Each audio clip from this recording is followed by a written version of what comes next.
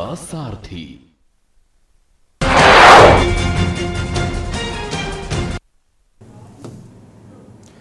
16.5 साल के अंतराल के बाद अमन मणि त्रिपाठी, पूर्व मंत्री, माफिया मधुमिता शुक्ला हत्याकांड के आरोपी, सजा याफ्ता, कितने भी विशेषण उनके लिए कम हैं, आज शाम वो गोरखपुर की जेल से उनकी पत्नी के साथ रिहा कर दिए गए।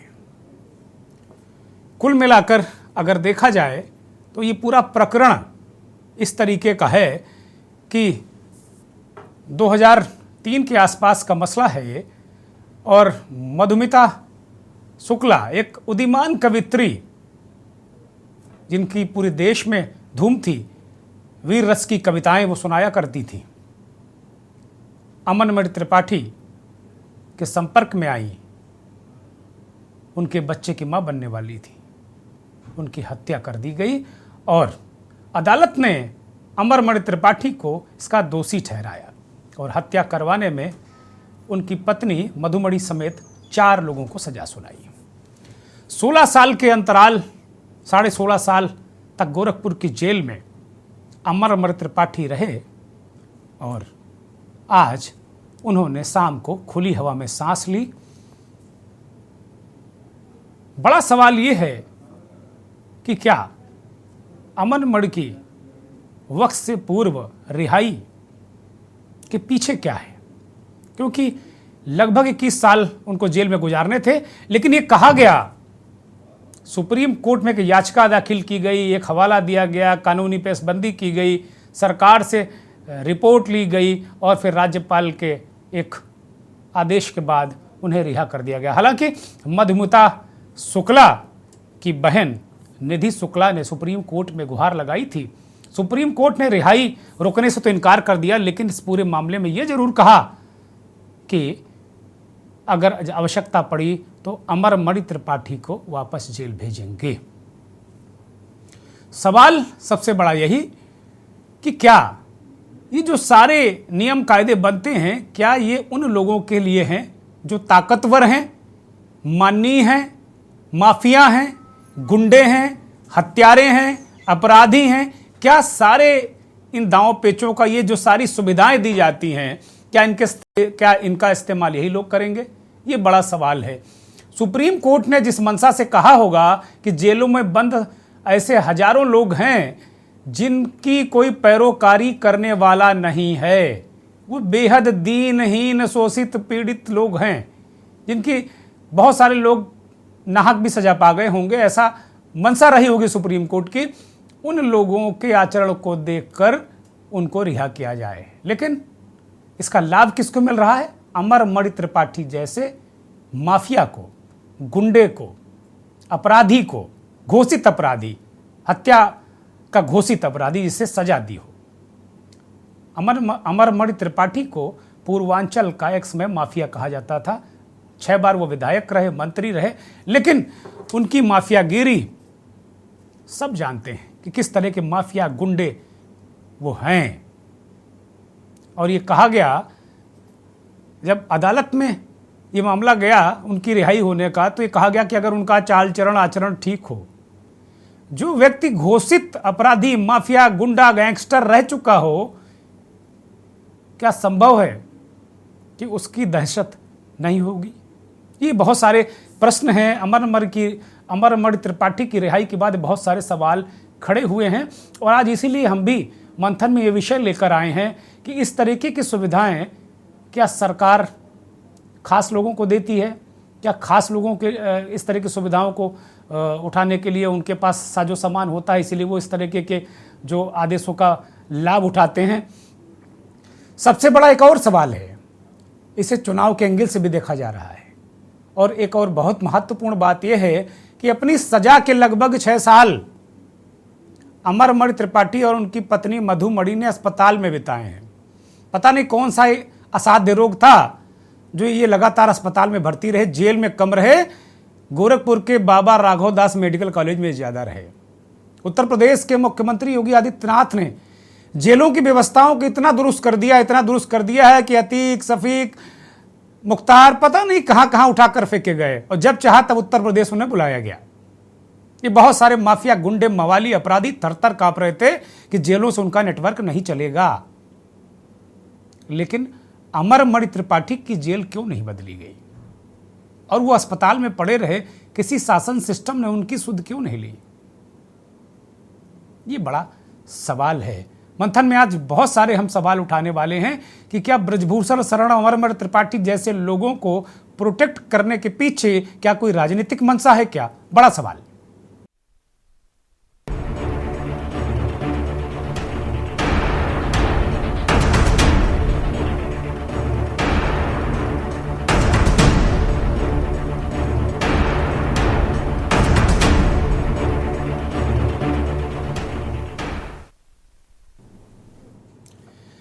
कुछ ग्राफिक्स के जरिए इस पूरे मसले को आपको हम समझाने की कोशिश करते हैं कि किस तरीके से ये पूरा घटनाक्रम हुआ और किस तरीके से ये पूरा मामला रहा। अमरमणि त्रिपाठी के मसले पर उनकी रिहाई हुई है, उस पर मधुमिता की बहन नित्या शुक्ला ने सवाल उठाए हैं और वो लगातार इस बात को कहती रही हैं। रोक लगाने की मांग की थी, हालांकि सुप्रीम कोर्ट ने रोक नहीं लगाई, लेकिन ये जरूर कहा कि अगर आवश्यकता पड़ी तो हम इनको दोबारा जेल भेजेंगे। अमरमणि त्रिपाठी 11 साल से जेल गया ही नहीं। निधि शुक्ला कह रहे हैं कि 11 साल से, हम तो 6 साल की बात कर रहे हैं, उसकी रिहाई का सवाल ही नहीं बनता। निधि इस बात को लेकर कह रही हैं कि भाई जिस आदमी का 11 साल से वो जेल ही नहीं गया, पूर्व डीजीपी विक्रम सिंह ने भी सवाल उठाए हैं कि भाई जो आदमी जेल ही नहीं गया 11 साल से, तो उसकी रिहाई की क्या बात? बड़ी महत्वपूर्ण बातें हैं। हम तो 6 साल की बात कर रहे हैं, वो कह रहे हैं 11 साल से वो जेल ही नहीं गया।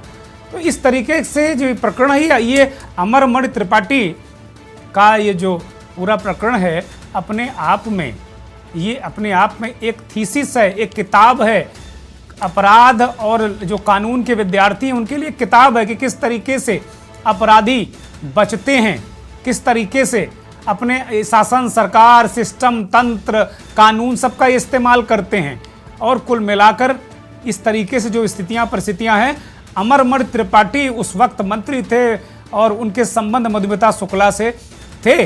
7 माह की वो गर्भवती थी, अमरमणि के बेटे की मां बनने वाली थी और उनका कत्ल करा दिया गया। मधुमिता शुक्ला एक उदीयमान कवित्री थी, देश में उनका नाम था। घूम घूम कर वो कवि सम्मेलनों में काव्य पाठ किया करती थी। एक बहुत ही बेहतरीन कवित्री थी, बहुत उम्र मात्र 24 साल की थी।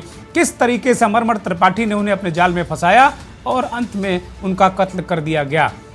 महिला अपराध की बात होती है, महिलाओं की सुरक्षा की बात होती है, लेकिन इससे बड़ा महिलाओं के लिए क्या संकट होगा कि मधुमिता शुक्ला हत्याकांड के आरोपी को एक तरीके से जेल से निकालने, और 11 साल से अगर वो जेल ही नहीं गया है तो अपने आप में ये बहुत बड़ा प्रश्न चिन्ह है।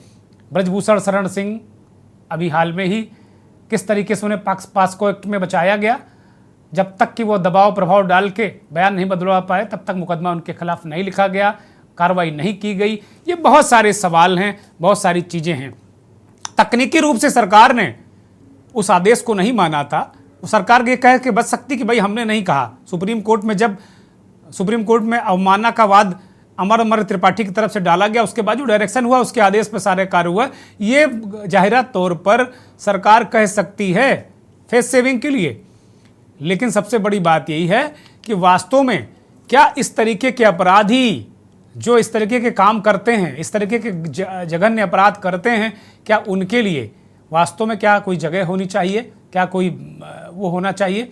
और इस पूरे प्रकरण में देहरादून सेशन कोर्ट ने 2007 में सजा सुनाई थी और इसके बाद राज्यपाल की अनुमति से ये जो रिहाई हुई है वो हुई है। राज्यपाल का एक पत्र वो अभी आपके स्क्रीन पर दिखाया। सुप्रीम कोर्ट में मधुमिता की बहन ने इसके खिलाफ याचिका भी दाखिल की थी और पूरा मसला ये चल रहा है। वो सवाल उठा रही थी कि भाई इनका कैसे हो सकता है। 9 मई 2003 को लखीमपुर की 24 साल की रहने वाली कवित्री मधुमिता शुक्ला की हत्या कर दी गई थी और लखनऊ के पेपर मिल कॉलोनी स्थित घर में उनकी हत्या की गई थी। 2 बंदूकधारी घुसे और उन्हें गोलियां मारकर निकल गए और सीधे सीधे ये कहा गया। और बाद में जब बयानों में, जांच में, सीबीआई जांच में सारी चीज़ें निकली, मुलायम सिंह यादव की सरकार में अमरमणि त्रिपाठी मंत्री थे, उन पर शक की सुई गई और उन पर एक तरीके से मुकदमा चला। केंद्र में अटल बिहारी वाजपेयी की सरकार थी और इसी तरीके से 2001 में बस्ती के कारोबारी पुत्र के अपहरण में भी अमरमणि का नाम आया था।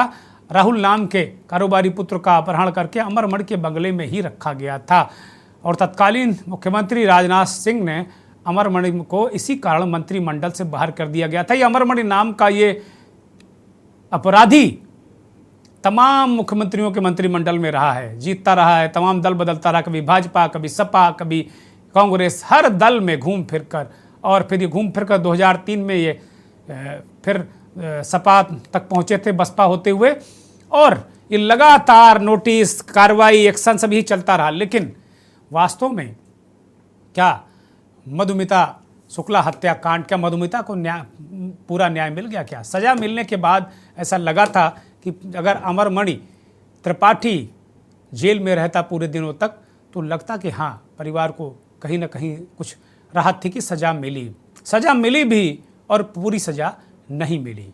इस तरीके के बहुत सारे सवाल हैं, बहुत सारे प्रश्न हैं। आज मंथन में हो सकता है कानून, हो सकता है राज्यपाल का वो आदेश किसी कानून की बंदिश में हो। सुप्रीम कोर्ट ने अपने पूर्व के आदेश को एक तरीके से उसके आलोक में देखते हुए ये कहा हो कि जो वास्तव में लोग, इनका आचरण सही है, उनको कर दिया जाए। लेकिन आचरण सही की रिपोर्ट कौन देगा? उत्तर प्रदेश का शासन, प्रशासन, जेल प्रशासन। उस रिपोर्ट के आधार पर, सही आचरण वाली रिपोर्ट के आधार पर अमरमणि त्रिपाठी को रिहा कर दिया गया।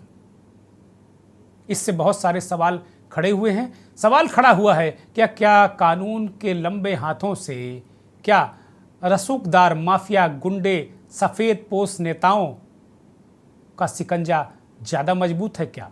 ये बड़ा आज मंथन में सवाल। मधुमिता शुक्ला की बहन निधि शुक्ला का एक बयान, और फिर जिस वक्त देर शाम गोरखपुर जेल से अमरमणि त्रिपाठी और उनकी पत्नी मधुमणि त्रिपाठी रिहा हुई, उसके बाद उनके बेटे पूर्व विधायक अमनमणि त्रिपाठी, इनके भी बहुत चर्चे हैं। पत्नी की हत्या समेत कई मामले इन पर हैं, ये भी विधायक रह चुके हैं। इन्होंने क्या कहा वो दोनों आपको बयान सुनाते हैं, उसके बाद इस पर विस्तार से गंभीर चर्चा करेंगे। मैं निधि शुक्ला, बहन मधुमिता शुक्ला, आज मैंने जब सुना कि अमरमणि और मधुमणि की रिहाई की बात हुई है, आदेश हुआ है, राज्यपाल महोदया ने किया है, तो मुझे बहुत हैरानी हुई, क्योंकि उत्तर प्रदेश सरकार को और महामहिम माननीय राज्यपाल को 15 दिन से बराबर हम इस बात की पत्र द्वारा और मेल द्वारा हम सूचना दे रहे हैं कि सुप्रीम कोर्ट में याचिका फाइल हो चुकी है, एक्सेप्ट हो चुकी है और 25 तारीख को 11 बजे सुनवाई है। फिर यह आदेश किस तरह से हुआ है, मुझे पूरी उम्मीद है कि राज्यपाल महोदया जी को भ्रमित करके ये आदेश करवाया गया है। मेरी प्रार्थना है कि जब तक सुप्रीम कोर्ट का कोई आदेश नहीं आ जाता तब तक इस रिहाई पर रोक लगाई जाए, जिससे मेरे जो 20 वर्षों का संघर्ष है उसकी कुछ लाज आप लोग रख लीजिए। सिर्फ उतनी देर का समय आप लोगों से मांग रहे हैं कि सुप्रीम कोर्ट जब तक कोई आदेश ना दे दे, क्योंकि मैंने सुप्रीम कोर्ट में कंटेम्प्ट ऑफ कोर्ट की याचिका फाइल करी है, जिसकी सुनवाई कल 25 तारीख को 11 बजे होनी है।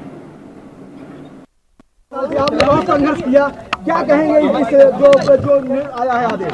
अमन, क्या कहेंगे?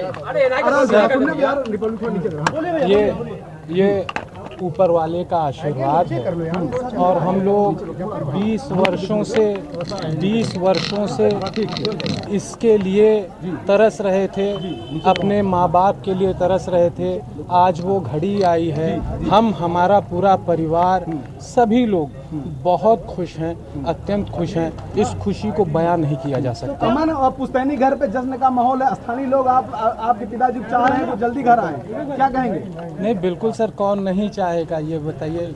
20 साल से जिसने अपने नेता को नहीं देखा, अपने भाई को नहीं देखा, अपने पिता को नहीं देखा। जिसने नहीं देखा है उसके दिल से पूछिए उसके ऊपर क्या सुप्रीम बीत कोर्ट रही में भी है। आपको जीत मिली है, क्या कहेंगे? क्या कहेंगे आप? सुप्रीम कोर्ट में भी आपको सफलता मिली। हमारे परिवार का पूरा विश्वास भारत के संविधान में, भारत के कानून में है और हम लॉ अबाइडिंग सिटीजन हैं। हम हरदम भारत के संविधान से बाध्य रह करके ही हर काम करते हैं। 8 हफ्ते बाद फिर बुलाया गया सुप्रीम कोर्ट में, क्या कहेंगे सर? सर, हमें नहीं इस विषय में कोई जानकारी है। हमें इस विषय में कोई जानकारी नहीं है। अगर हमको कहीं किसी ने नोटिस या सुप्रीम कोर्ट हमें नोटिस करेगी तो हमारे सभी अधिवक्तागण उसका जवाब लेकर के सुप्रीम कोर्ट में पिताजी दाखिल आज ही करेंगे। आपके घर जाएंगे या रहेंगे आज नहीं, यहाँ? मैंने आपसे बताया सर कि वो बेहद उनकी तबीयत खराब है, माता अच्छा, पिता यहीं रहेंगे जी। अभी वो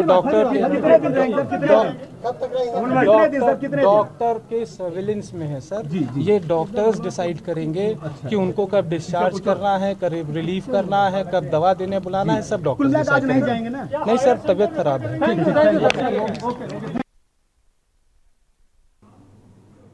तबीयत 11 साल से खराब है। 11 साल से मधुमिता शुक्ला की बहन निधि शुक्ला कह रही थी कि 11 साल से वो जेल गया ही नहीं, रिहाई की क्या बात है। हमारे पास खबर थी कि वो वर्षों से, लगभग 6 साल से बाबा राघवदास मेडिकल कॉलेज का जो 16 नंबर प्राइवेट वार्ड है वही अमरमणि और जो अमरमणि की पत्नी है मधुमणि, उनका घर बनकर रह गया था। ये बड़ा सवाल है कि किसी को आजम खां पर कोई हत्या का मामला नहीं था, किसी गर्भवती प्रेमिका को मार डालने का मामला नहीं था, अपहरण का मामला नहीं था, लेकिन भरे कोविड में उनको किस तरीके से अपनी जान बचाने के लिए, वो एक नेता है, और आजम खां को किस तरह मुश्किल से इलाज मिला, किस तरह गिड़गिड़ाकर इलाज मिला था कोविड के दौरान, ये सब जानते, जबकि वो मरणासन्न थे। और एक अमरमणि त्रिपाठी मौज काट रहे हैं। अभी भी उनका बेटा कह रहा है कि वो डॉक्टरों के सर्विलांस में है। अभी आज ही सुप्रीम कोर्ट ने लालू प्रसाद यादव के बारे में एक टिप्पणी की है कि लालू जी टेनिस खेल रहे हैं, जबकि लालू जी अपनी किडनी बदलवा कर आए हैं। वैसी स्थिति में अगर सुप्रीम कोर्ट इस मामले को गंभीरता से ले रहा तो मुझे लगता है कि इस मसले पर भी एक उच्च स्तरीय पैनल उनकी स्वास्थ्य का हाल लेना चाहिए, चिकित्सा जैसे स्वास्थ्य परीक्षण होना चाहिए। और ये तो बड़ा ही अजब सवाल है कि पता नहीं किसका जेल ट्रांसफ़र हो गया, लेकिन अमरमणि का जेल ट्रांसफ़र नहीं हुआ। ब्रजभूषण, अमरमणि, बहुत सारी कड़ियाँ जुड़ रही हैं। 2024 में चुनाव भी है। हमारे साथ कुछ मेहमान जुड़े हैं। समरेंद्र कुमार सिंह, भारतीय जनता पार्टी के नेता, गोरखपुर से हमारे साथ जुड़े हैं। समरेंद्र भाई स्वागत, बहुत धन्यवाद, बहुत आभार आपका। अवधेश यादव, समाजवादी पार्टी के नेता, वो भी गोरखपुर से जुड़े हैं। अवधेश जी आपका भी धन्यवाद, बहुत आभार। और मनोरंजन झा, एडवोकेट सुप्रीम कोर्ट, हमारे साथ दिल्ली से जुड़े हैं। मनोरंजन भाई आपका भी स्वागत, बहुत धन्यवाद और बहुत आभार आपका। मनोरंजन झा, मैं चर्चा की शुरुआत आपसे ही कर रहा हूँ। ये पूरा प्रकरण इसे जरा समझाइए। जैसे बिल्किस बानो का मसला था, गुजरात में चुनाव था और बिल्किस बानो के जो कातिल, माफ़ कीजिएगा, उनको रेप करने वाले, गैंग रेप करने वाले लोग और उनके परिवार की हत्या करने वाले लोग छोड़ दिए गए। इसी तरीके से कुछ जो भी कानूनी सिस्टम बना के, उसी तरीके से अमरमणि त्रिपाठी बाहर आ गए। सुप्रीम कोर्ट, कानून, जरा इसको समझाइए क्या प्रक्रिया है, कैसे हो जाती है कि गरीब गांव का गरीब व्यक्ति है, माली सजा याफ्ता है या सजा पा गया है, वो कभी कभी गलत लोग भी सजा पा जाते हैं। बहुत सारे ऐसे लोग जेलों में सड़ रहे हैं, मर रहे हैं, घुट-घुट कर मर जाते हैं। और ऐसे इस तरीके के सिस्टम का, इस तरीके के कानून का, इस तरीके की व्यवस्था का लाभ अमरमणि त्रिपाठी जैसे समाज के लिए खतरनाक लोग उठाते हैं। मनोरंजन झा, आपका प्रश्न बहुत सही है सर, इसमें कोई दो मत नहीं कि ऐसा बहुत बार देखा जाता है। लेकिन होता ये है कि कोर्ट में खर्चे आते हैं, जो आपके अधिवक्ता होते हैं उनको फीस दी जाती है, जो पर्सनालिटी या संभ्रांत लोग हैं वो बेयर कर लेते हैं तो उनको इमीडिएट थोड़ी रास्ता मिल जाती है, और जो पैसे से दिक्कत में पड़ जाते हैं वो सफ़र हो जाते हैं इस पोजीशन में। इस कारण से उनको थोड़ी विलंब का प्रोसेस देखना होता है। तो ऐसा कुछ नहीं है, कानून तो सबके लिए एक ही है, कानून में कोई दिक्कत नहीं है, सिस्टम में भी कोई दिक्कत नहीं है। दिक्कत है फाइनेंशियल और आपके द्वारा किए गए एडवोकेट जो काउंसिल आपके हैं वो किस लेवल के हैं ये देखा जाता है। तो उस पर काम थोड़ी फास्ट या थोड़ी स्लो होती है। आप कुछ ऐसा ही मान लें कि अगर आपको कोई क्वालिटी फुल लॉयर मिल गए तो आप इमीडिएट जस्टिस की ओर पहुंच जाते हैं। अदरवाइज सिस्टम को अगर आप लेंगे कुल मिला के ये है कि जस्टिस खरीदो और बेचो, पैसे हैं तो मैं किसी सिस्टम पे टिप्पणी नहीं कर रहा हूं, लेकिन कम से कम खरीदने और बेचने पे टिप्पणी कर रहा हूं कि वकील साहब अगर महंगे वकील साहब, मैं कहीं सुन रहा था अभी किसी यूट्यूब को मैं देख रहा था तो एक वकील साहब कह रहे थे कि भाई मैं अगर 1 घंटा के लिए मुझसे कोई परामर्श लेता मैं 1 लाख रुपया लेता हूं और मैं अगर 1 तारीख में चला गया 2 लाख रुपया लेता हूं। तो इसका मतलब जिसके पास पैसा वो जस्टिस खरीद लेगा, सुप्रीम कोर्ट या हाई कोर्ट या जहां भी कोर्ट में जाकर वो जस्टिस खरीद लेगा, वो इमीडिएट पा लेगा उसको। आप ऐसे खरीदने वाली बात बिजनेस पॉइंट पर नहीं लें, वो ऐसा लें कि वो अगर फाइनेंशियल अप्रोच करता है तो उसे थोड़ी फास्ट प्रोसेस मिल जाती है, उसका यहाँ बेनिफिट कुछ मिला होगा, ऐसी बात नहीं। जस्टिस में कोई दिक्कत नहीं है। जस्टिस तो हिंदुस्तान में पेपर जस्टिस है, किसका पेपर कितना है, पेपर जस्टिस को वही तो मैं कह रहा हूं ना कि जो कोर्ट है वो तो सबूत कागज इसी पे रहता है और कागज बनने बिगड़ने में आप लोग को पता ही कैसे क्या कहाँ बनता है, कितनी जल्दी सारी चीजें होती हैं वो पता ही है। और अगर सिस्टम और सरकारें सपोर्ट करने लगे ऐसे खतरनाक लोगों को तो फिर क्या बात है, फिर तो मामला ठीक ही हो जाता ना। सपोर्ट नहीं है, सुप्रीम कोर्ट ने आखिर नोटिस तो किया है गवर्नमेंट को कि आप इमीडिएट इसमें रिप्लाई फाइल करें, जवाब दाखिल करें, नोटिस तो दिया हुआ है गवर्नमेंट को। ऐसा नहीं कि जस्टिस में कोई दिक्कत है, मैं उस पर नहीं जा रहा हूँ। कोर्ट अपना काम कर रही है, कागज की बात है, पेपर में जो सुप्रीम कोर्ट में कहा था मधुमिता शुक्ला की बहन निधि शुक्ला ने रोक लगाने के लिए कहा था, सुप्रीम कोर्ट ने रोक लगाने से मना कर दिया और नोटिस किया, जैसा कि आप कह रहे हैं कि बताइए कि भाई क्या किया क्या नहीं किया। अरे बताना क्या, उसी सुप्रीम कोर्ट को जब पूर्व का आदेश है उसी को तो हवाला लिया है, उसी हवाले में तो राज्यपाल महोदया के आदेश और जिला प्रशासन की रिपोर्ट, सरकार की रिपोर्ट उसी में छोड़ दिया। अब उसमें क्या बताना, उसका सही कहना है, लेकिन है क्या कि जस्टिस का अपना आईक्यू देखना है कि अब तक जेल में रहा तो वो किस कदर रहा। अगर अंदर में कोई प्रॉब्लम नहीं है, इंटरनल देखा गया, फिर से कोई रिपीट क्राइम नहीं है, जेल के अंदर का आचार झा साहब वो जेल गया हो तब ना, वो तो पूरी सजा अस्पताल में ही काट लिया, वो जेल गया ही नहीं। वो यही तो मधुमिता शुक्ला की बहन कह रही कि वो 11 साल से जेल ही नहीं गया, रिहाई किस बात की, और तो ऑलरेडी रिहा है। मैंने इसका जवाब दिया तो सर कि पेपर जस्टिस की बात है, उसका पेपर ठीक है, पेपर मेडिकल ग्राउंड पे है, तो इसमें कोई क्या कर सकता है, आप ये पॉइंट देखें। डॉक्टर ने आपको बीमार बता दिया। सुप्रीम कोर्ट ने लालू यादव पे टिप्पणी की कि भैया वो किडनी बदलवा के टेनिस खेल रहे हैं। सुप्रीम कोर्ट ने लालू यादव पे टिप्पणी की है कि वो किडनी बदलवा के सिंगापुर से वो टेनिस खेल रहे हैं। इस पर सुप्रीम कोर्ट ने तंज कसा टिप्पणी की है आज। तो मुझे लगता है कि इस मसले पर भी सुप्रीम कोर्ट का कहीं ना कहीं सुप्रीम कोर्ट इस पर कोई एक्शन लेगा जरूर, मुझे ऐसा लगता है। लेगा सुप्रीम कोर्ट देखिए आपको जस्टिस देगा, इसमें भी देगा। ऑनरेबल कोर्ट है और प्रेजेंट जो सिचुएशन है सिनारियो कोर्ट का वो बहुत स्ट्रांग है, अच्छा है। सीजे साहब का ध्यान हर छोटे बड़े मसले पर है, ऐसा कोई बात नहीं है। वो गवर्नमेंट के लिए पक्ष नहीं करेंगे कभी भी, वो माजरे को पक्ष करेंगे कि मामले में अगर गंभीरता है तो वो लेंगे। ठीक बात है। मैं एक ब्रेक ले रहा हूँ, क्योंकि ब्रेक पर जाने से पहले बहुत सारे ख्याल मेरे दिमाग में आ रहे थे। अभी वकील साहब ने कहा कि भाई जो थोड़ा अच्छा वकील कर लेता है, ज़्यादा फीस दे देता है। नटसेल में ये है कि अगर आपके पास पैसा नहीं, शक्ति नहीं, संसाधन नहीं, रसूख नहीं, तो आपको न्याय नहीं मिलेगा। सारथी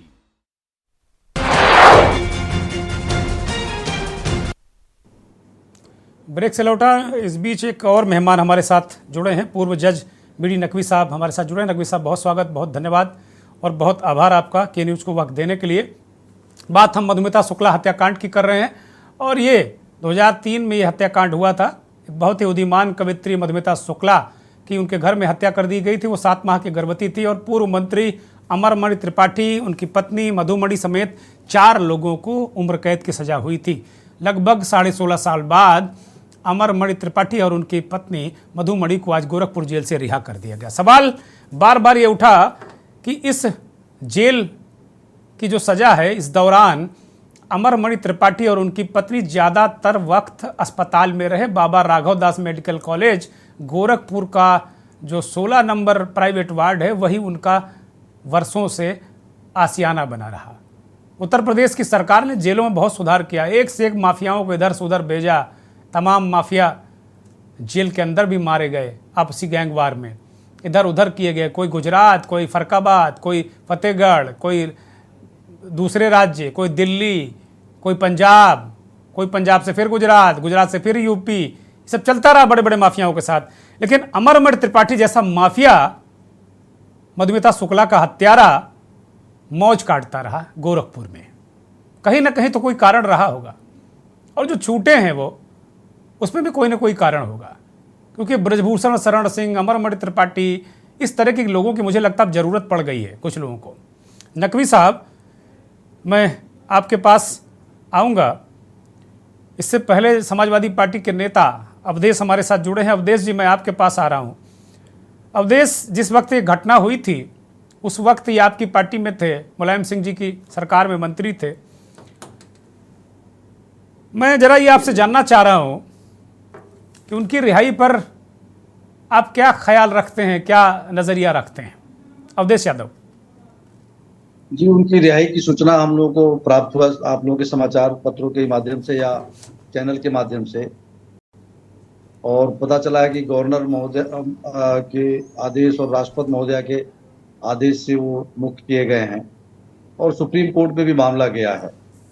और हम लोगों ने भी पूरा आदेश अभी पढ़ा नहीं और न उस पर पूरा संज्ञान लिया है। मामला कानूनी दांव पेच में है।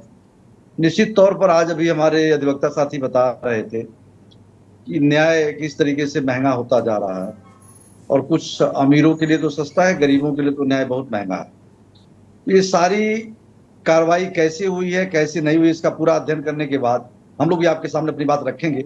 निश्चित तौर पर आज न्याय गरीबों को नहीं मिल रहा है, न्याय सिर्फ अमीरों का होकर रह गया। क्या पॉलिटिकल जरूरत है क्या किसी को इनकी, अमरमणि त्रिपाठी की? ऐसा लग रहा है, क्योंकि अभी उनके सुपुत्र कह रहे थे कि लोग अपना नेता मिस कर रहे थे, हम लोग अपना बाप मिस कर रहे थे। बाप मिस कर रहे थे समझ में आता है, माँ मिस कर रहे थे समझ में आता है। लोग अपना नेता मिस कर रहे थे, लोग अपना रहनुमा मिस कर रहे थे, अपना रॉबिनहुड मिस कर रहे थे। इस तरह की बातें हो रही हैं। कहीं क्या कोई पॉलिटिकल जरूरत नजर आ रही? और सबसे बड़ा ये है कि भैया ये सालों से मेडिकल कॉलेज को ही अपना घर बनाए थे, ये भी तो दुनिया भर के माफियाओं के जेल ट्रांसफर हो गए, जेल से तबादले हो गए, अमरमणि त्रिपाठी जी वहीं मौज काटते रहे। देखिए, कानून अपना काम करता है, कोई किसको कौन मिस कर रहा है कौन नहीं मिस कर रहा है, इससे कानून से कोई लेना देना नहीं है। कानून अपना काम करता है, और इसमें भी मामला सुप्रीम कोर्ट में गया है, और क्या क्या प्रक्रिया अपनाई गई है इसमें निश्चित तौर पर यह अध्ययन करने लायक है। और कैसे क्या निर्णय हुआ है इस पर हम लोग भी अपनी बात रखेंगे, पूरा अध्ययन करने के बाद ही रखेंगे। ठीक बात है, आपकी पार्टी में वो रहे, जाहिर सी बात आप बहुत ज़्यादा तो नहीं बोल पाएंगे। मैं भारतीय जनता पार्टी के नेता समरेंद्र कुमार सिंह के पास आ रहा हूँ। समरेंद्र जी, आपकी सरकार है उत्तर प्रदेश में, मुख्यमंत्री योगी जी हैं, उनका गृह क्षेत्र है गोरखपुर, और योगी जी का डंका पूरे देश में बज रहा है। योगी जी ने जेलों की व्यवस्था को इतना टाइट कर दिया है कि अपराधी बिल्कुल गिड़गिड़ा रहे हैं, माफिया बिल्कुल त्राहिमाम कर रहा है। लेकिन अमरमणि जैसा माफिया, इसका ट्रांसफर नहीं हुआ कभी जेल में, जेल से कहीं और चला जाए, और ये अस्पताल में मौज काटता रहा, और आज दांव पेच, कानूनी दांव पेच से बाहर आ गया। भाई कैसे? बेटी, महिला सुरक्षा, बहुत सारी बातें आपकी पार्टी कहती है, लेकिन अमरमणि त्रिपाठी का जेल ट्रांसफर अपने आप में ना होना एक संदेह पैदा करता है। समरेंद्र जी, आपका प्रश्न बहुत ही जायज है, लेकिन आज के इस अवसर पर जब पूरा का पूरा ये प्रक्रिया अमरमणि की रिहाई की बात अगर हम सब करते हैं, तो कहीं ना कहीं न्याय की प्रक्रिया के द्वारा उनकी रिहाई हुई है, और सुप्रीम कोर्ट के सुपरविजन में ये सारा विषय है। तो हम जैसे लोग कोई इस पे राजनीतिक टिप्पणी करें, तो मुझे लगता है कि नहीं, मैं राजनीतिक टिप्पणी की उम्मीद भी नहीं कर रहा हूं। मैं कह रहा हूं कि वो छोड़ दीजिए, वो आ गए बाहर, बहुत अच्छी बात है, जी, मैं आपकी बात बहुत अच्छी बात है। लेकिन भैया एक आदमी 6 साल 7 साल से अस्पताल में पड़ा हुआ है। आप एक सामान्य व्यक्ति को, आदमी अगर क्या इतना ये सुविधाएं मिलती हैं क्या? मैं पूरे देश में देख रहा हूं इस तरह का माहौल बना है कि जितने बलात्कारी बाबा हैं उनको पैरोल मिल जाती है। आपकी सरकार है, चाहे हरियाणा हो चाहे दिल्ली हो, हर जगह जहां सिस्टम आपके पास है। उत्तर प्रदेश में सारे माफिया अपराधी इधर उधर कर दिए गए, अमरमणि बाबू वहीं के वहीं रहे, मौज काटते रहे, जेल से बाहर आ गए। भाई इस पे तो सवाल उठेगा ना, कोर्ट पे कोई नहीं सवाल उठा सकता। और उस प्रक्रिया पे हम सवाल उठाएंगे कि बिल्किस बानो के जो बलात्कारी थे, गैंग रेप करने वाले लोग थे, उन लोगों को जिस तरह छोड़ा गया, लगभग प्रक्रिया उसी तरीके की है। ये वही प्रक्रिया है, नकवी साहब अभी बताएंगे हमको। इस पर तो सवाल उठेगा ना समरेंद्र। आप प्रश्न किए हैं तो जवाब ले लीजिए। मैं आप ही के प्रश्न का जवाब दे रहा था, बीच में आपने इंटरवीन किया। ये मेरा विशेषाधिकार है, ये मेरा विशेषाधिकार, आप बोलिए कृपया। आप करिए, बिल्कुल करिए। मैं कह रहा था कि सुप्रीम कोर्ट के सुपरविजन में सारी चीजें हुई हैं, और जहां तक बात है उनके जेल से नो शिफ्ट होने का, तो जेल से शिफ्ट करना या नो शिफ्ट करना कहीं ना कहीं सिस्टम देखता है कि इस व्यक्ति के, इस अपराधी के जेल में रहने से या एक जेल में रहने से उसको किस प्रकार से विक्टिम जो है, विक्टिम को कहीं नुकसान तो नहीं पहुंच रहा है, या बहुत सारी चीजें और भी कोर्ट की जाती हैं, तब उनको जेल को ट्रांसफर किया जाता है। और इस प्रकार की बातें कहीं ना कहीं नहीं रही होंगी, तभी इस प्रकार के कुछ लोगों का ट्रांसफर नहीं हुआ होगा। जिन दुर्दांत अपराधियों की आप वार्ता कर रहे हैं, अगर आप अतीक अहमद जैसे दुर्दांत अपराधी, नहीं, बहुत सारे मर गए जेलों के अंदर, बहुत सारे मर गए। अतीक मुख्तार तो इनसे बड़ा अपराधी कोई पैदा ही नहीं हुआ आज तक, मैं मान रहा हूं, लेकिन बहुत सारे मर गए, बहुत सारे इधर उधर भागे घूम रहे हैं। चेहरा देख कर क्या जेल ट्रांसफर होगा क्या? और अमरमणि कोई साधु संत तो है नहीं, अपहरण समेत दर्जनों मुकदमे उनके ऊपर थे। ना तो मैं उनको उनके मंत्री आवास से वहां का बस्ती का जो बच्चा था व्यापारी का, वो बरामद हुआ था, सरकार से राजनाथ सिंह ने बाहर किया था उनको। जी, ना तो मैं उनको सन्यासी कह रहा हूं, ना तो देश का सुप्रीम कोर्ट उनको सन्यासी कह रहा है, ना ही देश की न्यायालय और न्याय प्रक्रिया उनको सन्यासी नहीं कर रही है। एक अपराधी है, जब देश में स्वतंत्रता दिवस आता है, 26 जनवरी आता है, तो इस 26 जनवरी और स्वतंत्रता दिवस के अवसर पर जेल में आपके जो आचरण होते हैं, उस आचरण के आधार पर कुछ लोगों को मर्सी पिटीशन के आधार पर इस प्रकार के निर्णय होते हैं। ऐसा नहीं कि पहली बार निर्णय हुआ, इस प्रकार के निर्णय होते आए हैं, लेकिन इसमें भारतीय जनता पार्टी का कोई लेना देना है ऐसा कुछ नहीं है। जिस प्रकार की भी सजा उस दुर्दांत, आपका लेना देना सिर्फ इतना है, ये सवाल खड़े करता है कि वो आदमी 6 साल से अस्पताल में है, अंदर ही नहीं गया। अभी मधुमिता शुक्ला की बहन हमारे साथ जुड़ेंगे, वो कह रहे हैं 11 साल से जेल नहीं गया। मैं बात करूंगा, मैं नकवी साहब के पास आ रहा हूं। नकवी साहब, इस पूरे प्रकरण पर जरा रोशनी डालिए, आप जज रहे हैं, आपने इस तरह के बहुत सारे फैसले दिए हैं। नकवी साहब अनम्यूट करिए। जज साहब, आपको हम सुन नहीं पा रहे हैं, जज साहब कृपया अनम्यूट करिए।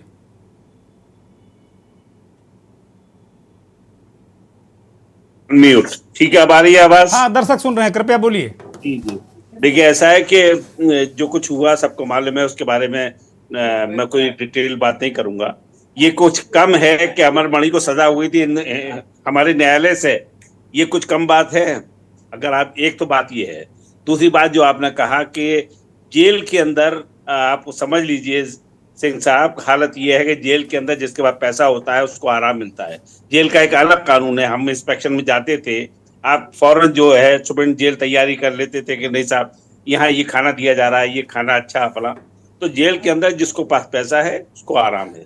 लेकिन जहां बात आती है हिंदुस्तान के कानून की, ऑनरेबल सुप्रीम कोर्ट ये कई केसेस में कहा कि उम्र कैद का मतलब उम्र कैद, कोई कम्यूटेशन नहीं होगा।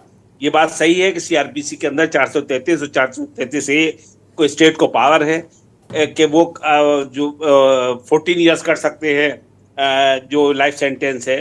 तो ये फेवर किया गया एक तरह से। मैं मानता हूं कि अमरमणि त्रिपाठी के लिए ये एक स्पेशल फेवर है जो सरकार ने रिपोर्ट करके। नकवी साहब, इस तरह का मसला बिल्किस बानो के साथ भी हुआ था, वही मसला है लगभग, या कुछ अलग है? जी जी जी, बिल्किस बानो और इस मसले पर साम्यता है कोई, या अलग अलग मसले हैं दोनों? बिल्किस बानो के रेपिस्ट जो भी थे, मर्डर्स थे, उनको भी पूरी तरह से गुजरात सरकार ने, यही प्रक्रिया अपनाई गई, यही प्रक्रिया उसमें भी अपनाई गई। हिंदुस्तान के अंदर 2 कानून हैं, एक जो है ताकतवर के लिए है, एक कमजोर के लिए है। और जो चश्मा लोग पहनते हैं डिस्क्रिमिनेशन का, वो एक खास बात है। आज के देश में, आज के मुल्क में लोग अलग अलग तरीके से सोचते हैं। बाल वो छूट गए, इसके बारे में पर्सनल लेवल पर न कहते हुए हम ये चाहते हैं कि इस मुल्क के अंदर कानून को सबको बराबर ट्रीट किया जाए, इक्वलिटी ऑफ अपॉर्चुनिटी हो और कानून की नजर में सब बराबर हो जैसा कि संविधान में है। ऐसा नहीं हुआ, ये बात सही है, ये बात आपके चैनल ने ये उठाई है, तो हिंदुस्तान में मैसेज आना चाहिए। जो कमजोर लोग हैं, जो SC ST वर्ग के हैं, जो बेचारे दबे कुचले हैं, मजदूर वर्ग के लोग हैं, अगर काश उनको भी ये रिलीफ मिले तो ज्यादा जो है वो अच्छा रहेगा। मैं ये मानता हूं कि उनको भी ऐसा रिलीफ मिले, हमारी सरकार ऐसा रिलीफ दे तो एक अच्छा पहलू होगा। लेकिन बहरहाल ये सारे केस हमने देखा, हम डिबेट करते रहे, डे लाइट मर्डर छूट गया बिल्कुल, अब वो सुप्रीम कोर्ट में दुहाई देने गया है, आप समझ लीजिए। तो अगर हम ये देखें कि किसको सजा हो रही है, अजय मिश्र टेनी वाला, गृह राज्य मंत्री अजय मिश्र टेनी वाला इस वो अच्छा काम कर रहे हैं, जो खराब लोग हैं वो खराब काम कर रहे हैं। इसको इस नजर से देखिए साहब, मेरे ख्याल से मैं ही समझता हूँ। हम उम्मीद करते हैं कि हमारी जुडिशियल सिस्टम, हमारे पॉलिटिकल लोग इस बात को समझेंगे और अन्याय के खिलाफ एक आवाज उठेगी। और मैं समझता हूँ आपका चैनल बहुत ही इंपॉर्टेंट रोल कर रहा है। मैं आपको बिल्कुल मुबारकबाद दूंगा कि आप जिस तरह के इश्यूज को उठाते हैं, ये बात मैसेज जाना चाहिए, loud and clear, voice should be loud and clear. मुझे आनंद नारायण मुल्ला का शेर याद आ रहा है कि जो चुप रहेगी जबान खंजर तो लहू पुकारेगा आस्ती का। ये बात जो है अवाम में आनी चाहिए, अवाम को ये बात उठानी चाहिए कि डिस्क्रिमिनेशन नहीं होना चाहिए इसका। जी सिद्धा, हाँ, थैंक यू। नकवी साहब, बड़ी महत्वपूर्ण बातें आपने रखी, बहुत बेहतरीन चीज़ें रखी हैं। सुप्रीम कोर्ट ने जब भी कभी ये कहा होगा कि भाई जेलों में बंद जो लोग हैं, जो शोषित पीड़ित मरे जा रहे हैं, जिनका कोई पूछने वाला नहीं है, तारणहार नहीं है, उनको सरकारें, जैसे अभी भारतीय जनता पार्टी के नेता ने कहा कि भाई 15 अगस्त और 26 जनवरी को ऐसे लोग छोड़े जाते हैं, तो आज अमरमणि के लिए 15 अगस्त है, उनके लिए 26 जनवरी है, क्योंकि उनको छोड़ा गया। सबसे बड़ी जो दुख की बात यह है कि जो लोग वास्तव में जिनका कोई पुरसा हाल नहीं, उनकी संख्या क्या छूटने वालों में कम होती है। ऐसे जो सिस्टम बनते हैं, ऐसे जो आदेश निर्देश होते हैं, उनका भी लाभ ताकतवर ही लोग ले जाते हैं। नकवी साहब, ये हमारा सिस्टम जो है एक कैंसर हो गया है हमारे सिस्टम को। वो सिस्टम कैसे बदलेगा, मैं ये समझता हूँ कि एक क्रांति की जरूरत है। एक देश को एक अच्छे तरह से क्रांति हो, और जो हम लोग सोचते हैं कास्ट पे, रिलीजन, जो प्रेजुडिसेस हैं, जो हमारे सोचने का तरीका है, वो गलत है। हमारे अवाम का, अवामी जिम्मेदार है। जो क्रिमिनल्स को इलेक्शन में जिताती हैं, आज हमारे पार्लियामेंट के अंदर 30 to 40% क्रिमिनल्स हैं और पावर को बिल्ड कर रहे हैं पूरी तरह से। ये इसके लिए तो अवाम जिम्मेदार है ना। हमें अपना माइंडसेट बदलना होगा, हमारी अवाम को बदलना होगा। अच्छे लोग इलेक्ट करके होके जाए पार्लियामेंट में, असेंबली में, अच्छे कानून बनाएं।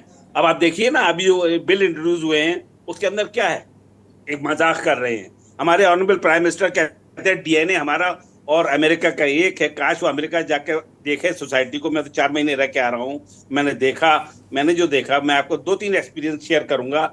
एक बस स्टैंड पर ड्राइवर से पैसेंजर ने बदतमीजी की, उसने फोन करा, 5 पुलिस की गाड़ियां आई, उसको हैंडकफ करके ले गई। सिर्फ इट वाज ब्रॉल, सिर्फ जबानी बातचीत हो रही थी।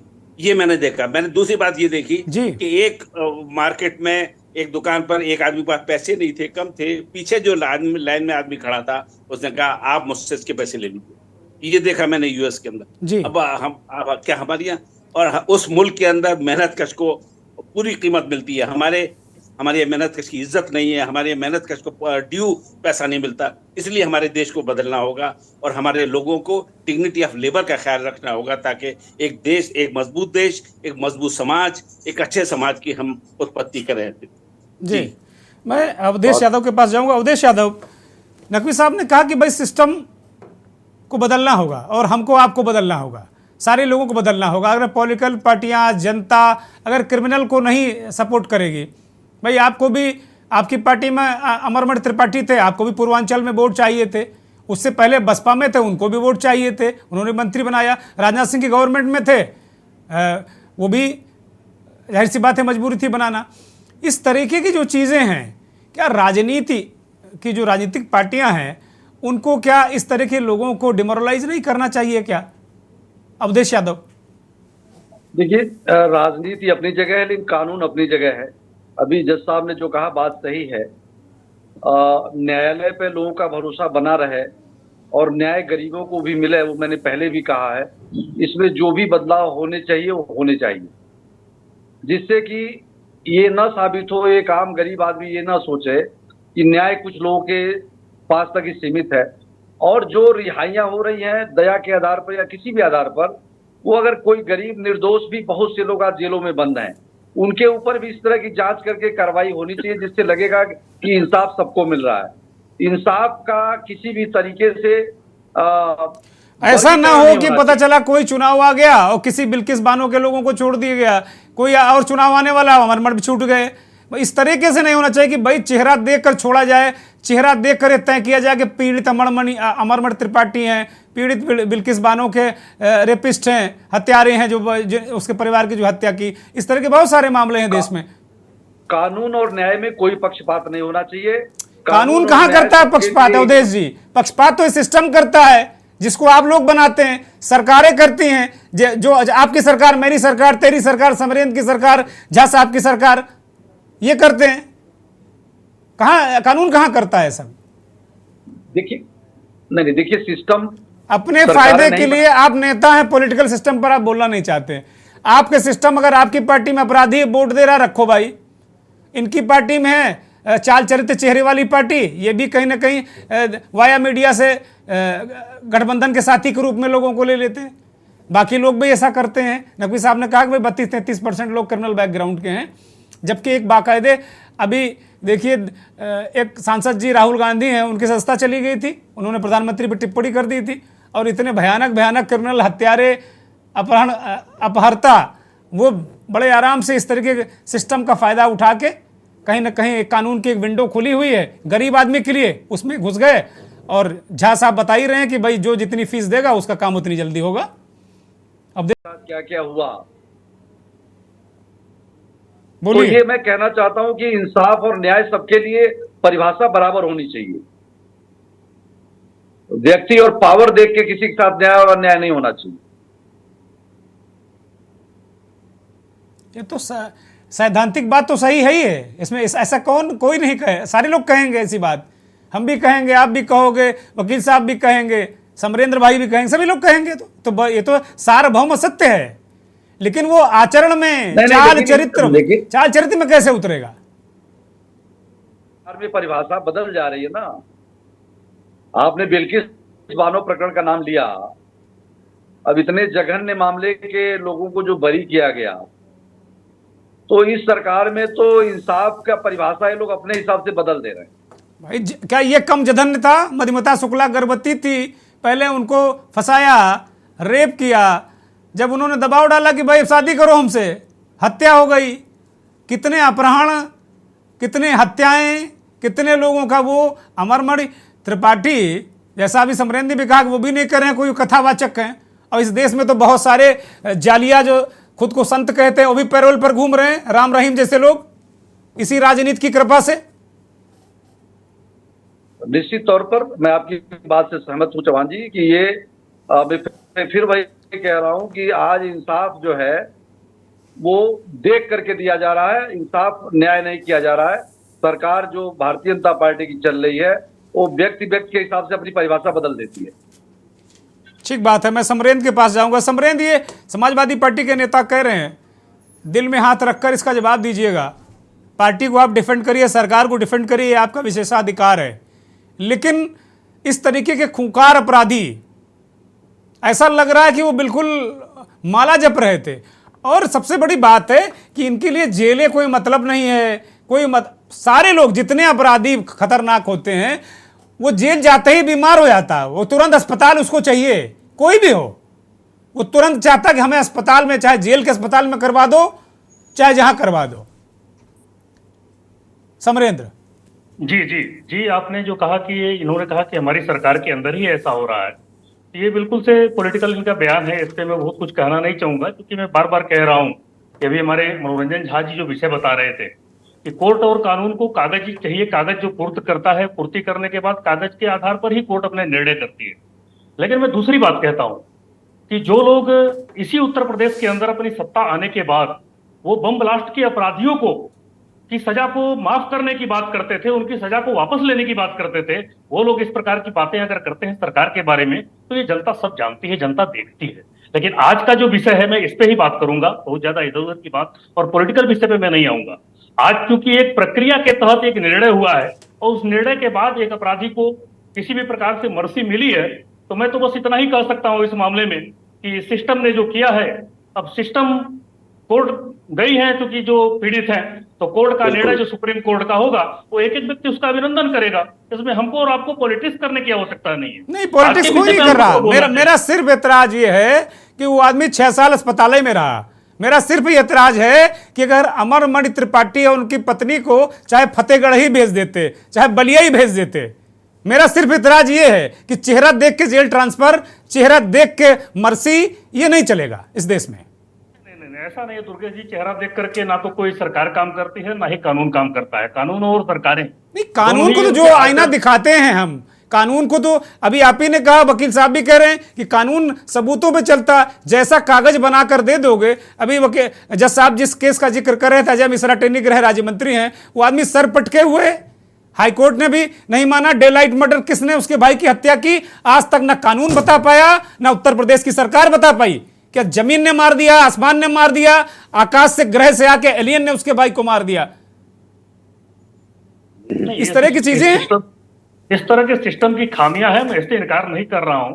इन सब चीजों को दूर होना चाहिए सिस्टम की। जैसा कि जज साहब भी कह रहे थे कि हमारे सिस्टम के अंदर बहुत सारी कमियां हैं, जिसमें बड़ा अपराधी बच जाता है लेकिन निर्दोष व्यक्ति कभी कभी नहीं बच पाता है। नहीं, दुख इस बात का होता है, जज साहब कह रहे हैं कि हमें इस बात का ये क्या कम है कि अमरमणि त्रिपाठी को सजा हुई। जज साहब ने आते ही शुरुआत यही की कि उसको सजा हुई, यही क्या कम है, इतने में संतोष कर लो। वो जल्दी थोड़ा देर में छूटा और पहले छूट जाता। कई लोगों को सजा होती है, ये लोगों को मानना ही नहीं था कि सजा हुई हो सकती है। लालू जैसे लोग को भी लोग कहते थे कि इनके ऊपर बड़े लंबे समय से मुकदमे चल रहे हैं, लेकिन कोई भी इनको लालू आर्थिक अपराधी हो सकते हैं, घोटालेबाज हो सकते हैं, रेपिस्ट नहीं है ना। नहीं, रेपिस्ट तो नहीं है ना लालू ने रेप करके हत्या नहीं कर दी, लालू ने उसके सजा याफ्ता नहीं। लालू से कैसे तुलना कर सकते हैं आप? लालू पे सुप्रीम कोर्ट टिप्पणी कर रहा है कि वो बैडमिंटन खेल रहे हैं, जबकि लालू की किडनी बदली गई। एक समय लालू मरणासन्न थे, विरोधी दल के नेता हैं, इस तरह की बात कोई मतलब नहीं उसका। लालू एक आर्थिक अपराधी हो सकते हैं, लालू एक सरकार के सिस्टम को अपने हिसाब से चलाने के अपराधी हो सकते हैं। और हो सकता है जब आपकी सरकार जाएगी, तो जब दूसरी सरकार आएगी, तो आपके बहुत सारे नेता, बहुत सारे मंत्री इस दायरे में आएंगे। जब दूसरी सरकार जांच कराएगी, तब ये क्या फिर वो बच पाएंगे क्या? भाई ये तो सरकारें जाती हैं आती हैं। केंद्र में किसी की सरकार, जब तक कांग्रेस की सरकार रही लालू बचे ना। अब आपकी सरकार आई, लालू भागे घूम रहे हैं।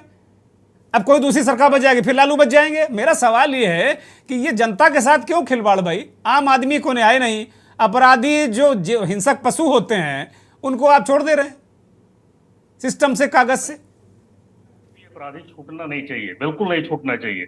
लेकिन अगर हमारे देश के सिस्टम ने छोड़ा है, तो हम और आप बैठ करके यहाँ से क्या कर सकते हैं? नहीं, कुछ नहीं कर सकते। हम अपनी जिम्मेदारी निभा रहे हैं। आप भी अपनी जिम्मेदारी में गए, जहां जिस फोरम पर रही अपनी बात कही है। हम अपनी जिम्मेदारी निभा रहे हैं। आज देश का कोई चैनल इस विषय को लेकर नहीं बैठा है, हम बैठे हुए हैं। हमें पता है कि हम अपनी जिम्मेदारी निभा रहे हैं और हम संतुष्ट हैं। 2 लोग अगर हमें देख रहे हैं तो हम संतुष्ट हैं। वकील साहब, मैं आपके पास आ रहा हूं। जज साहब ने बड़ी महत्वपूर्ण बात कर रहे हो। आपने कहा कि न्याय महंगा है, न्याय महंगा है। आम आदमी को न्याय कैसे मिले भाई? ये मैंने क्या बोला सर? आम आदमी तो सुप्रीम कोर्ट जा ही नहीं सकता, हाई कोर्ट जा ही नहीं सकता, मर जाएगा वो सरेंडर कर देगा। उसके यहाँ 1 नहीं 5 मर्डर हो जाएं, वो तो मधुमिता शुक्ला के परिवार के लोग पता नहीं कैसे जमीन बेच के, जगह बेच के, जो करके किसी तरह गए होंगे वो लोग, और कोई उनको उनकी स्टेट की तरफ से उनको कोई मदद नहीं मिली। एक सिस्टम और डेवलप किया जा रहा है जो बहुत अभी इफेक्टिव नहीं हुआ है। वो हर कोर्ट में लीगल सेल बनाया गया है जिसमें मुफ्त में भी। वकील साहब, हम सेल वेल बहुत सालों से सुन रहे हैं, 32-34 साल पत्रकार हो गए हमें हुए।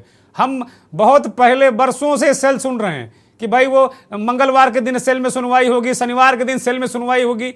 आम आदमी, न्याय महंगा हो रहा है, इस पर कोई बात ही नहीं कर रहा। वकील साहब बड़े फक्र से बता रहे हैं कि 1 लाख रुपया लेते हैं 1 घंटे के, खाली डिस्कस करो। तो इस मानसिकता से कैसे निजात मिलेगी?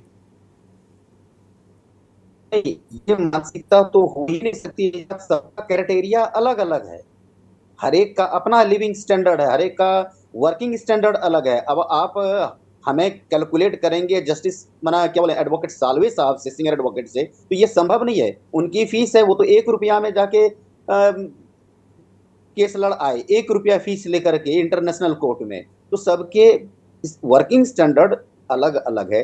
जज साहब हैं, रिटायर्ड जज साहब हैं, उनको तो पता ही होगा कि क्या सीन बनता है उसमें। नहीं, आप लोग देखिए, जज साहब हुए, आप लोग कानून के मंदिर में बैठे हुए वो देवता हैं जो जिनको हम लोग देवता की तरह देखते हैं। जज साहब थोड़ा बड़े देवता हैं, आप लोग छोटे देवता हैं। जज साहब के बाद वाले देवता हैं आप लोग देवता और इंसान के बीच वाले आदमी हैं कि कम से कम इंसान की बात देवता तक पहुंचा दे। देवता की बात तो देवता ही हैं, कोई दिक्कत ही नहीं है।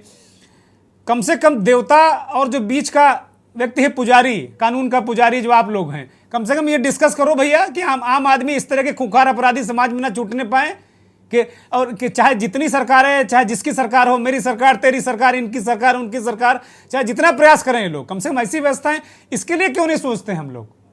वकील साहब, सोचना चाहिए। आपने बहुत सुपर मुद्दा उठाया है। आपके मुद्दे को मैं क्या बोलूं कि मैं यही कहना चाहूंगा कि आपके ऐसे ही पत्रकार को इसमें पूरा जम के हिस्सा लेना चाहिए, तभी इस पर संशोधन होगा। जब तक आप हंगामा नहीं देंगे ना, तब तक सुधार भी नहीं होगा। आपकी बहुत आवश्यकता है, आपने सही पॉइंट उठाया है, लेकिन सिस्टम थोड़ी प्रॉब्लम में है। सिस्टम में हम लोग भी भागीदार हैं, क्योंकि वोट तो हम ही देते हैं। अभी बोले ना कि 30% 33% अपराधी ही हमारे सिस्टम में मंत्री बने बैठे हैं, तो उसको दूर करने का तो जनता के हाथ में पावर है, इसमें जस्टिस और एडवोकेट पार्ट में नहीं है। अब पेपर जस्टिस की बात है, अब किसको कैसा पेपर बन पाया, मैं उसमें कहाँ पेपर बनाने में आपको मैं मदद करूं कि वो कब हॉस्पिटल में रह गए, कैसे रह गए, किस डॉक्टर ने बनाया। ये तो सरकारों का मसला है, ये तो सरकारों का मसला है। अगर हम सरकार के करीबी हैं, हमें आप अस्पताल में भर्ती रखोगे, ऐसी तैसी चिल्लाता रहे कोई, और हम सरकार के करीबी नहीं तो हमें टांग दोगे। ये तो सिस्टम है, मेरी सरकार, तेरी सरकार, सबकी सरकार, यही काम है सब, उसमें कोई दिक्कत नहीं है। ये लाभ होते हैं, बाकायदे पॉलिटिकल इस तरीके के इन्फ्लुएंस होते हैं, सारे लोग जानते हैं, सारे लोग पढ़े लिखे समझदार लोग हैं। बिल्कुल। आप मैं फाइनल कमेंट के लिए नकवी साहब के पास जा रहा हूं। नकवी साहब, मेरा मन बहुत व्यथित है आज इस पूरे प्रकरण को लेकर, क्योंकि मैंने मधुमिता शुक्ला का जो पूरा हत्याकांड था रिपोर्ट भी किया था मैंने। जी। उस वक्त मैं लखनऊ में था, मैंने रिपोर्ट किया था। तो मुझे इस बात को लेकर बहुत आज रंज है और दुख भी है। दुर्गेश जी, वाकई जो है हम लोगों को सबको सेंसिटिव होना पड़ेगा। प्रॉब्लम यह है कि डेमोक्रेटिक सिस्टम की कामयाबी के लिए जरूरी है कि हर सिटीजन अपनी ड्यूटी को सही तरह से अंजाम दे।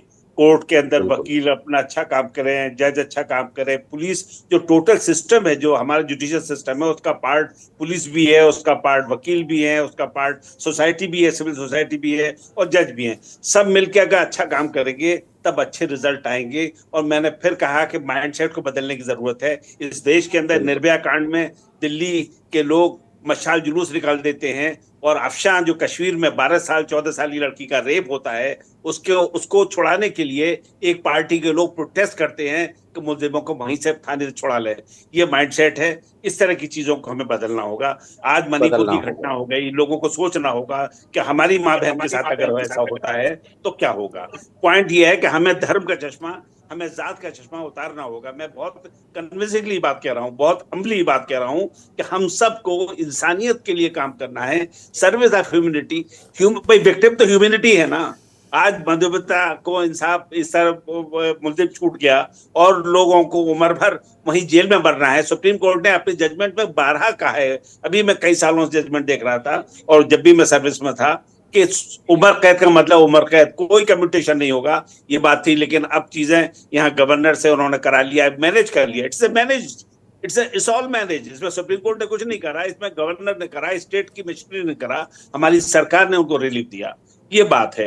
बात हम चाहेंगे कि चीजें ऐसे नहीं हो जो तकलीफ हो, सोसाइटी को तकलीफ हो, लोगों को तकलीफ हो। हम लोगों को एक इंसान की नजर सोचना है कि वी आर ह्यूमंस और हमको इंसाफ चाहिए। अगर हम ऐसा सोचेंगे तो चीजें बदलेंगी और चीजें बदलनी चाहिए, मेरा ऐसा कहना है। बहुत शुक्रिया, बहुत शुक्रिया नकवी साहब, बहुत शुक्रिया समरेंद्र भाई, बहुत शुक्रिया मनोरंजन झा, आपका धन्यवाद। उदेश यादव, आपका भी बहुत बहुत धन्यवाद, बहुत बहुत आभार उन करोड़ों दर्शकों का जो के न्यूज़ को देखते हैं, हमारे इस खास कार्यक्रम मंथन को देखते हैं। पूर्व जज नकवी साहब ने एक समाधान दे दिया है और साफ तौर पर कहा कि इस तरीके के जो रिहाइयाँ होती हैं वो कानूनी दांव पेच के जो लेकुनाज हैं उनको निकालकर सरकारें, सिस्टम, तंत्र अमरमठ जैसे अपराधियों को, माफियाओं को एक तरीके से रिलीफ देते हैं। बहुत बहुत धन्यवाद। नमस्कार।